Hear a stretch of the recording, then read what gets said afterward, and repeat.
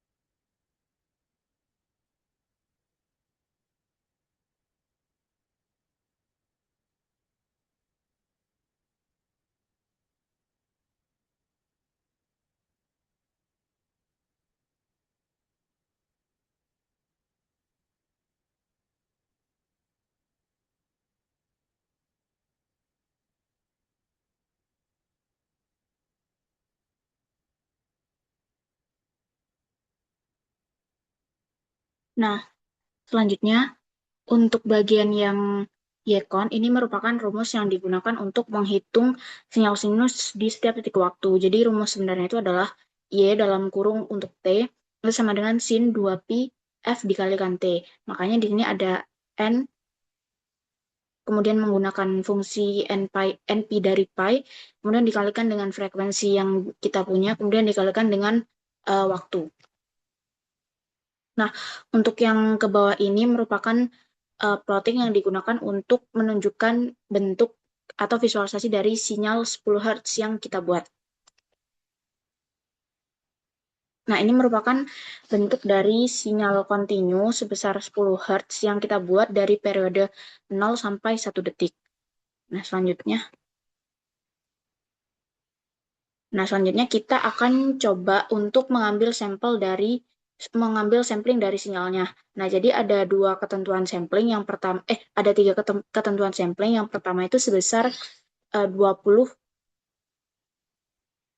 Hz, di mana 20 Hz itu merupakan batas dari frekuensi sampling. Karena frekuensi untuk rumus Nyquist sendiri, frekuensi sampling yang diambil itu harus dua kali frekuensi sinyal maksimum. Nah, karena sinyal maksimumnya itu kita punya 10 Hz, maka frekuensi Nyquist-nya itu dimulai dari 20 Hz. Nah, frekuensi samplingnya menurut rumus Nyquist itu dimulai dari 20 Hz. Kemudian setelah itu, untuk frekuensi sampling yang kedua itu diambil dari 40 Hz. Nah, 40 Hz ini ada sedikit di atas frekuensi Nyquist-nya, yaitu frekuensi Nyquist-nya awalnya 20, kemudian diambil agak lebih tinggi di atasnya, yaitu 40.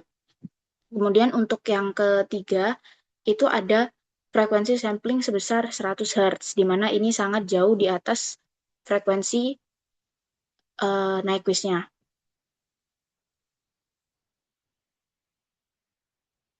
Nah, kenapa mengambil 3 perbandingan? Karena ingin dilihat apabila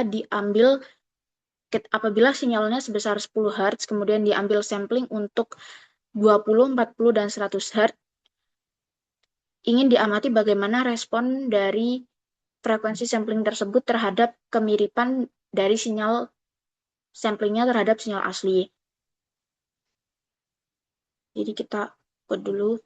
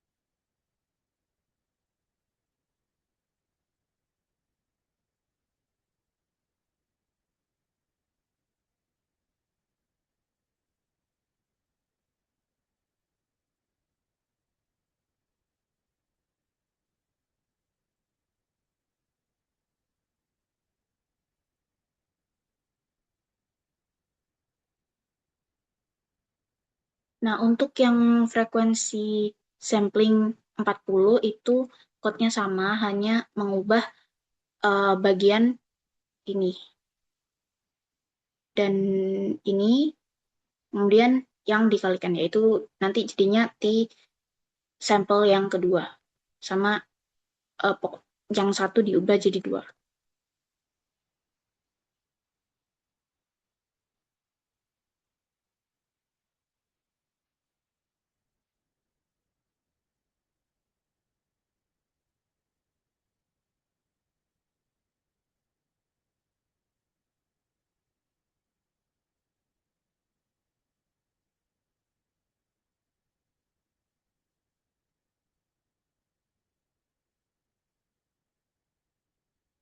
Begitu pula yang untuk frekuensi sampling yang ketiga, yaitu 100.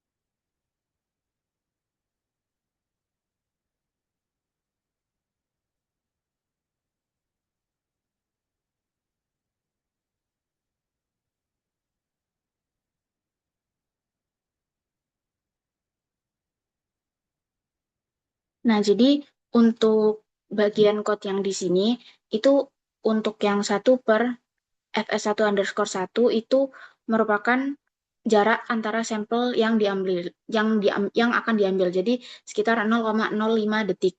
Disebut sampling interval per T. Nah, kemudian untuk yang bagian Tn ditambah satu dalam kurung satu per fs1 underscore satu itu merupakan agar ditambah satu itu agar interval titik terakhir T sama dengan satunya itu juga ikut terambil. Nah, kemudian yang fs ini itu artinya diambil 20 sampel per detik. Nah, sinyal aslinya itu sekitar 10 Hz. Jadi fs1 itu fs1 underscore satu itu sudah sesuai dengan Nyquist, yaitu 2 kali frekuensi maksimum dari sinyal. Nah, nanti kita akan lihat bagaimana untuk respon yang ketika diambilnya tepat di frekuensi Nyquist, kemudian agak sedikit di atas Nyquist, dan sangat jauh di atas Nyquist. Nah, selanjutnya adalah plot untuk memunculkan gambar atau visualisasi dari sinyal samplingnya.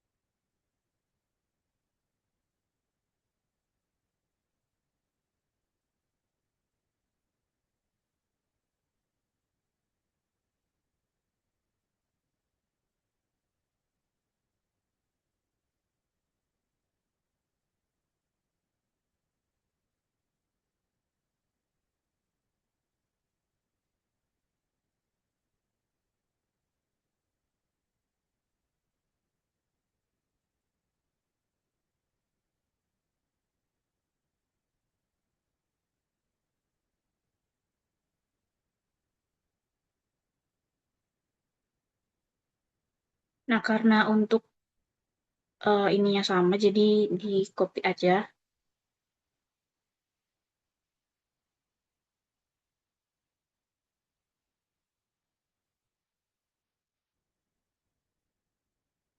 Nah, untuk yang subplot bagian FS2 dan FS3 itu sama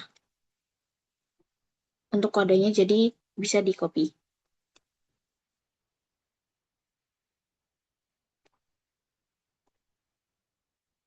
Jangan lupa untuk bagian di sampel, kemudian frekuensinya itu diganti menjadi apa yang ingin ditampilkan.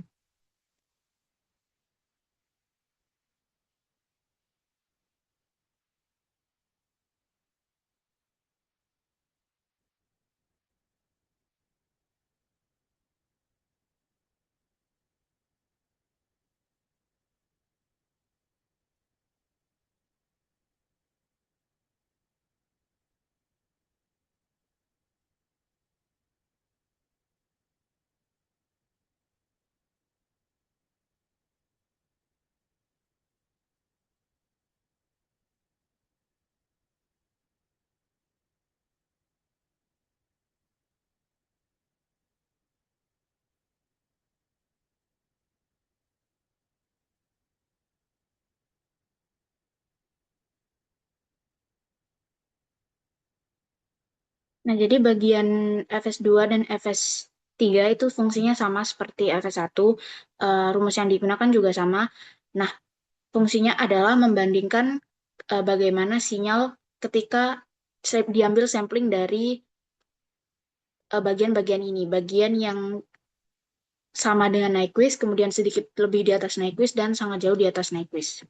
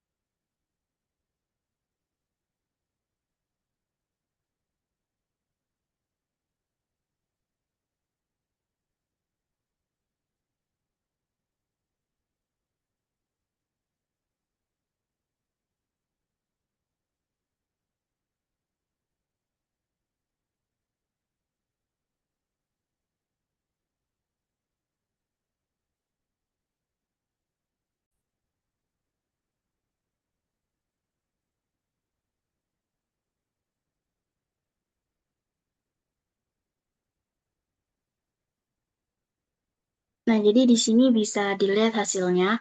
Nah, yang pertama itu merupakan sinyal sintetis 10 Hz yang sudah kita buat, bentuknya seperti ini. Nah, untuk yang sampling sinyal di 20 Hz, kemudian yang pas dengan Nyquist-nya, kita bisa lihat bahwa dari waktu 0, itu seharusnya sinyal ada respon naik. Nah, untuk amplitude 1. Jadi seharusnya sinyal naik. Nah, tetapi karena di sini samplingnya terlalu sedikit, sinyal itu termasking sehingga frekuensi 1 yang harusnya naik ke amplitude 1, itu dia termasking oleh frekuensi rendah menjadi 0. Nah, kita juga bisa lihat di pola-pola yang lain bahwa sinyalnya masih belum berbentuk akurat seperti sinyal 10 Hz yang sudah kita buat.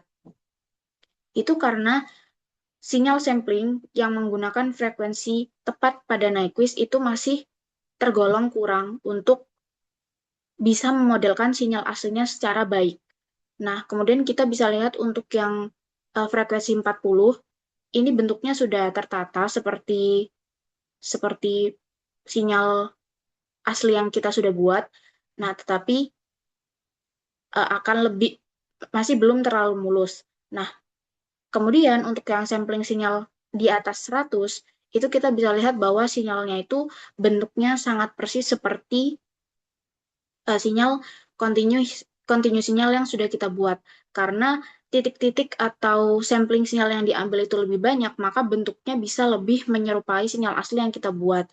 Karena kalau kita bisa lihat di sini, untuk sampel sinyal yang 40 Hz itu punya keterbatasan sinyal sampling yaitu 40 sampel per detik.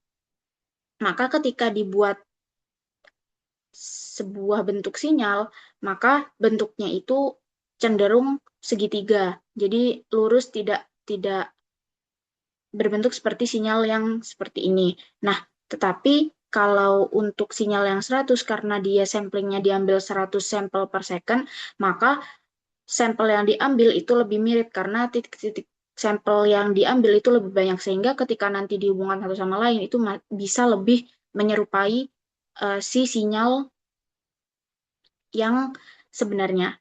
Nah, selanjutnya kita lanjut ke frekuensi yang 50. Nah, kodenya sama, jadi kita bisa langsung copy.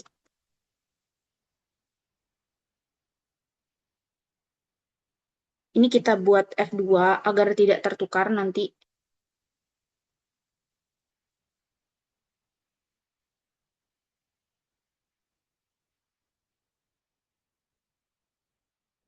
Kita ubah dulu 50.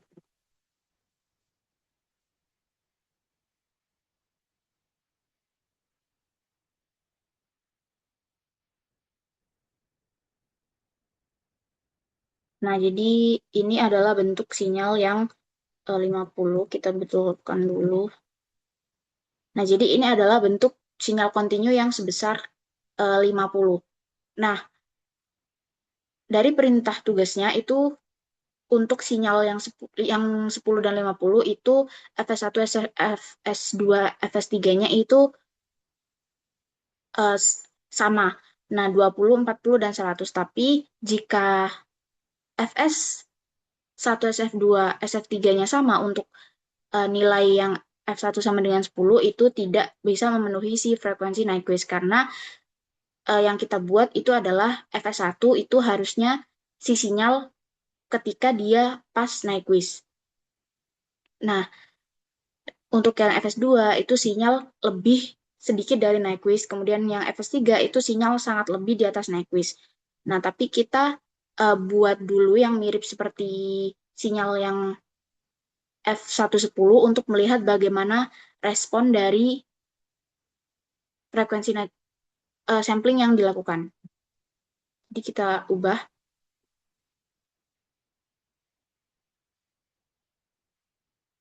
cuman hanya tinggal ganti nama saja sesuai dengan ini fungsinya. Kemudian ini jangan lupa diubah karena tadi kita ganti F-nya itu diberi underscore 2 agar tidak ketukar dengan yang underscore 1.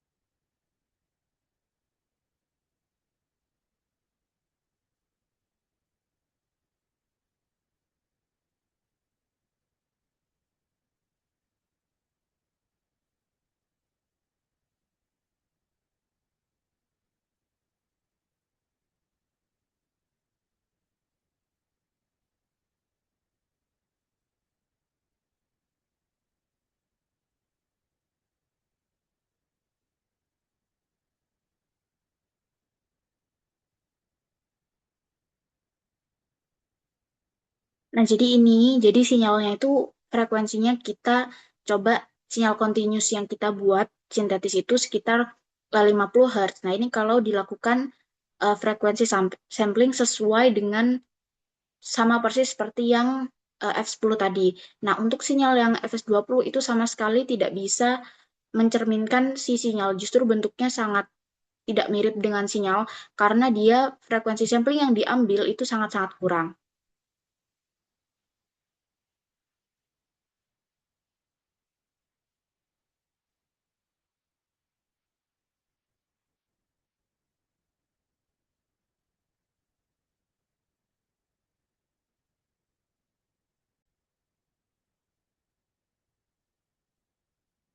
Nah, jadi untuk yang sampel sinyal 4 itu juga tidak mampu untuk menangkap eh, sesuai dengan sinyal aslinya. Jadi ini malah mirip ke sinyal yang 10 Hz tadi.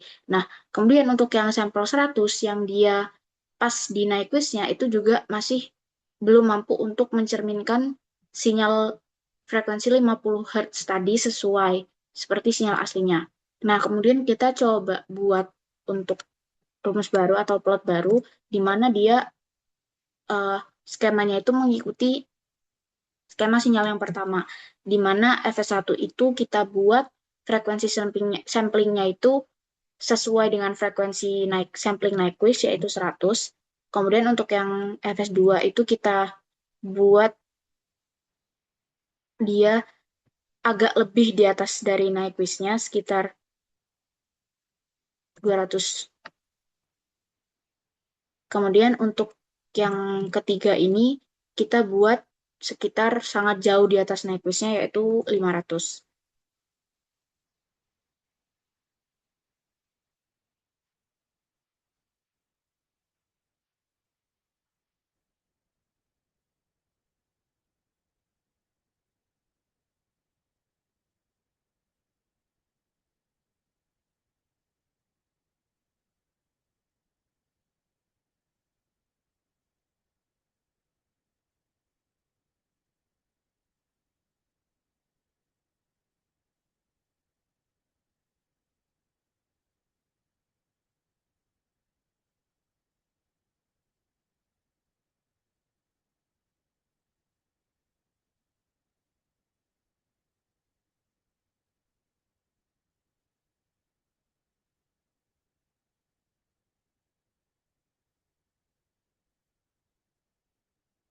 Nah, jadi bisa kita lihat kalau untuk frekuensi sampling yang 100 untuk sinyal continuous sintetis sebesar 50 Hz itu untuk yang ketika kita buat dia pas di Nyquist-nya itu bentuknya masih belum representatif terhadap sinyal asli. Jadi bagian waktu yang nol itu gagal untuk eh, setara dengan sinyal aslinya, di mana sinyal aslinya itu naik ke amplitude 1, sedangkan untuk yang sampel FS1 yang 100 Hz itu dia masih ada di frekuensi nol. Begitu pula dengan frekuensi-frekuensi lainnya, jadi amplitudenya masih belum benar. Nah, kemudian untuk yang kita buat frekuensi samplingnya agak sedikit di atas Nyquist, yaitu sekitar 200 Hz, kita bisa lihat bahwa sinyal-sinyalnya itu mulai mencerminkan si sinyal aslinya, di mana untuk waktu 0,0 itu sampling pertama itu sudah mengikuti bentuk asli sinyal, di mana ada naik ke amplitudo 1. Nah, untuk sinyal yang frekuensi samplingnya 500 Hz, yaitu jauh di atas frekuensi sampel, nah kita bisa lihat bahwa semakin banyak titik sampling yang digunakan itu bentuknya sangat-sangat mirip dengan sinyal asli, di mana lengkungannya itu lebih mirip dengan sinyal asli. Sedangkan untuk yang 100 itu hanya seperti garis lurus segitiga, jadi bentuknya em, representatif namun masih bisa dibilang belum mirip dengan sinyal aslinya. Sedikit belum mirip dengan sinyal aslinya. Nah, untuk yang 500 Hz karena dia lebih banyak titiknya, jadi dia bisa membentuk lengkungan sinyal seperti sinyal aslinya. Nah, jadi itu perbandingannya di mana uh, frekuensi Nyquist, frekuensi sampling Nyquist ini itu yang rumusnya adalah Fs sama dengan 2 kali sinyal max itu tidak selalu berhasil untuk merepresentasikan si sinyal asli terhadap sinyal sampling yang akan kita ambil. Terkadang kita membutuhkan frekuensi lebih jauh di atas Nyquist untuk bisa menghasilkan sinyal sampling yang mirip dengan sinyal asli. Nah, karena titik-titik yang dipakai, banyak titik-titik yang dipakai juga mempengaruhi bentuk sinyal dan mempengaruhi gambar representasi atau visualisasi sinyal terhadap antara sinyal sampling dan sinyal asli. Nah, jadi semakin banyak sampling yang diambil itu maka kita bisa semakin lebih memiripkan sampling kita terhadap sinyal asli yang ada di alam. Nah, itu penjelasan dari saya. Jadi Nyquist ini sebenarnya bisa dijadikan acuan untuk menentukan seberapa banyak sampling yang bisa kita ambil. Jadi Nyquist ini, semisal kita mempunyai sinyal sebesar 20 Hz, Nyquist-nya sebesar 40 Hz, maka sinyal bawah atau threshold sampling yang harus kita ambil itu di sekitar angka 40. Nah, tapi apakah 40 itu akan bisa representatif terhadap sinyal dari sampling-sampling atau dari simulasi yang kita lakukan itu ketika frekuensi yang diambil itu setara dengan Nyquist masih terdapat resiko sinyal itu mengalami aliasing di mana sinyal frekuensi tinggi itu bisa dimasking menjadi frekuensi rendah. Nah, akibatnya bisa terjadi salah misinterpretasi terhadap apa yang ingin kita interpretasikan dari sinyal tersebut. Nah, oleh karena itu Nyquist tersebut bisa dijadikan sebagai pedoman untuk frekuensi sampling, banyak frekuensi sampling yang akan diambil.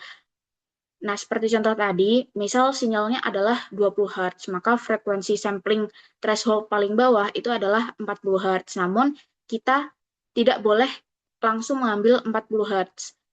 Harus agak sedikit lebih di atas 40 Hz untuk meminimalisir aliasing risk yang bisa terjadi, yaitu masking frekuensi tinggi menjadi frekuensi rendah yang mengakibatkan salah misinterpretasi. Nah, begitu penjelasan dari saya, kurang lebihnya mohon maaf. Wassalamualaikum warahmatullahi wabarakatuh.